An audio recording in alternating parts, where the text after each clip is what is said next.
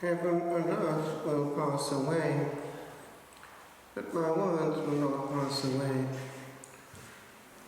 It is the Alpha and the Omega who is speaking, the one before whom we all will stand.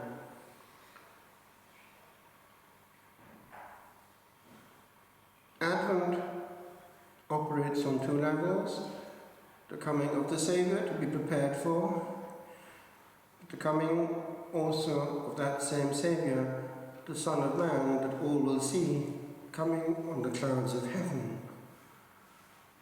If we are ready when he comes at Christmas, we can perhaps be ready also for that encounter. It is the same Lord. Death, and therefore the encounter, comes in as many different forms as there are occupants of time. In a war situation, in a given territory, a large concentration of souls goes into that encounter at the same moment. I happened to be touched by this testimony that I came across this week. It helped me, it might help you. First of all, it shows one thing: gratitude for a moment of time. We have no right to be here, and we don't know how long we'll be here. The other is proximity with the encounter, rubbing shoulders with that moment and thinking it has come. Listen.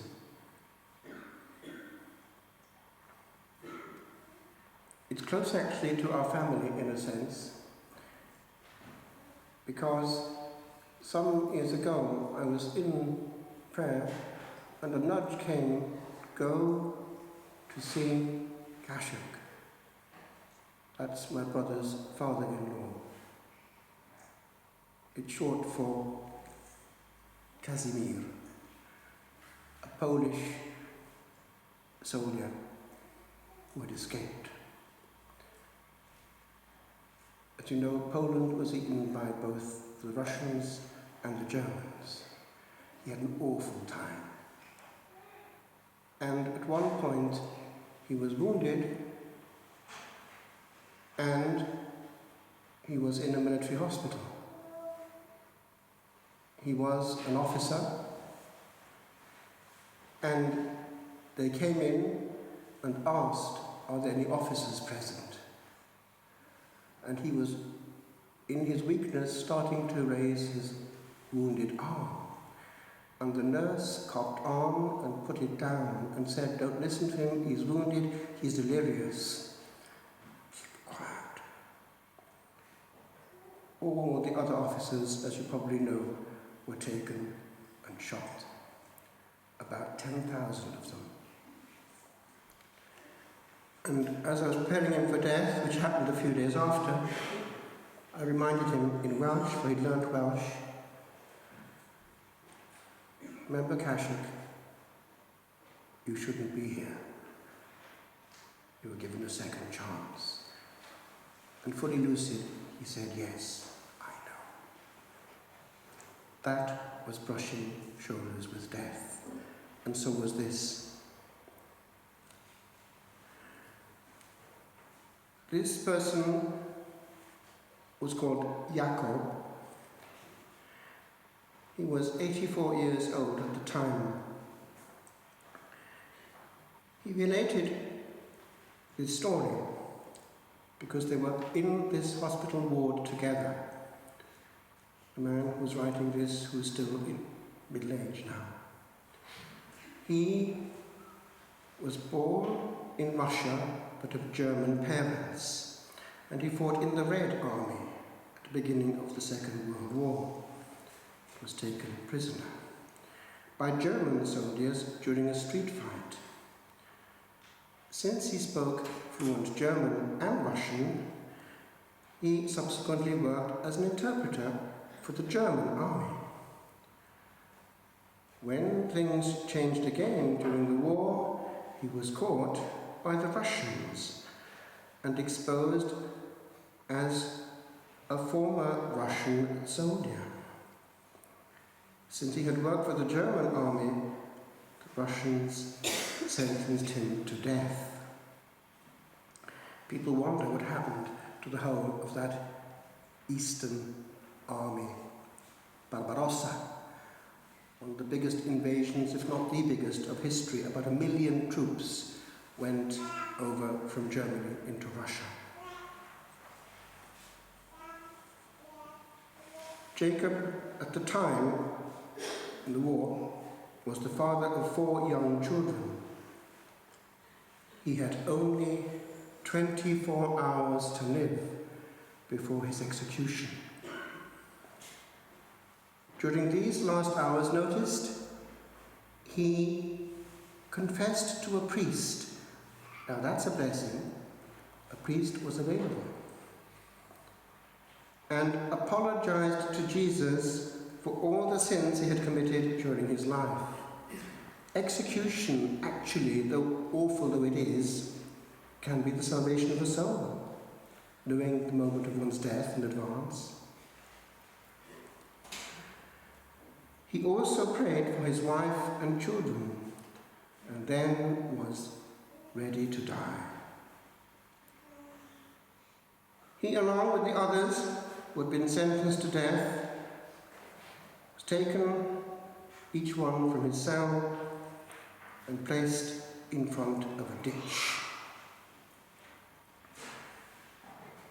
When the deadly shots were fired, they would fall into the ditch, and their mortal remains would end up in a mass grave. The 30 candidates were blindfolded. This was done in order to prevent eye contact between them and the members of the firing squad. A few moments later, a thunderstorm of shots was heard. Jacob was shot and fell into the ditch. The Russians started to cover the bodies with soil. Since it was almost dark, they covered them only superficially, planning to fill the grave completely the next morning. However, Jacob was not dead. He had only a graze wound on his head and had been partially buried alive. He waited a few hours until it was pitch dark and then freed himself from the mass grave. But where could he go? The prison camp was totally secure to prevent a breakout. If the Russians found him, he would be executed a second time. And they would certainly find him. He went into a dark corner and started to pray in total desperation.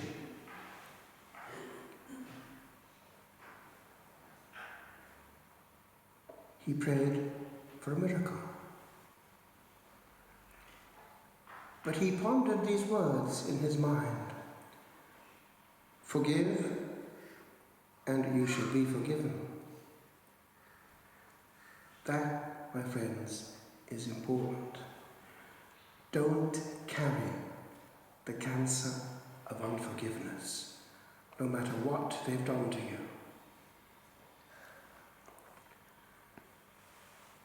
What did he have to lose? He came to a conclusion. He would die, of course, but first he wanted to forgive his executioners. Maybe Jesus would also forgive him and save his soul. He walked to the executioner's cabin, opened the door, stood right in the center of the cabin and said, "You just executed me. However, Jesus has given me a few more hours. I would like to forgive you for trying to kill me. And I would also like to forgive you when you shoot me again." This is because Jesus will also forgive the person who forgives. On the second round, please aim better, since I do not want to be buried alive again. They burst out in laughter. Some were so moved that they came and embraced him. That's rather what happened in the First World War, in the first Christmas in the trenches, remember? The truce. However, the prison commandant was informed of this incredible incident, and Jacob was summoned to him. The officer, who must still have had a small godly spark in his heart, said to Jacob, "If Jesus has saved you from execution, then he should also save you in Siberia."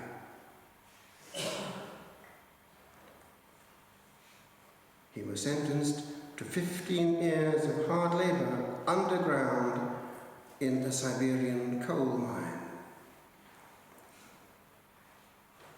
He endured this penalty to the very last day and survived. According to Jacob, of over 5,000 German prisoners, only 50 survived.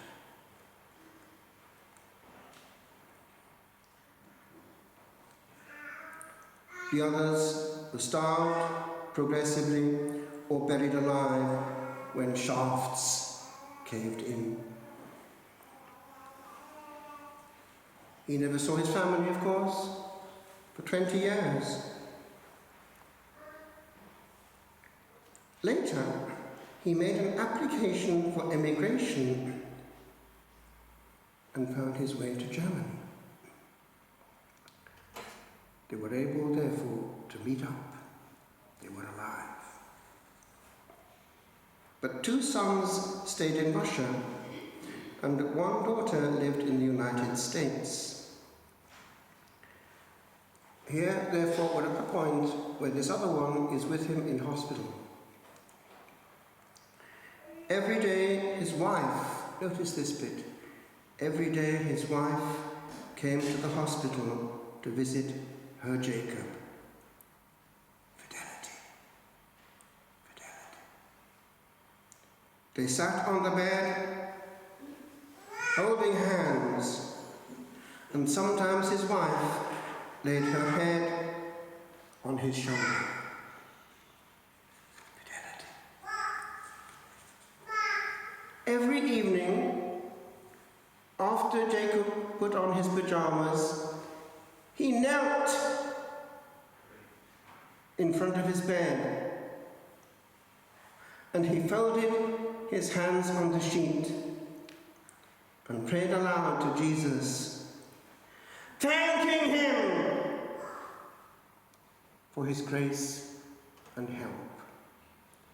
Thanking him, like my brother's father-in-law. Yes, I know. These could go in peace, safely home, to the great family from which we came, to which we all belong. Advent, my friends, is a moment to think about these things, not to dismiss it, for we cannot. You know what happened some years ago when Bill Clinton was president? They had this move to have some kind of insurance against everything for everyone. Comprehensive insurance. One day, he and his wife, Hillary, appeared on prime-time television. She dressed as a young bride with hair down to her shoulders, washing the dishes, and him admiring her beauty on the divan. And she turned round and said to him, "Honey, does that mean that with this comprehensive insurance, we're going to die?"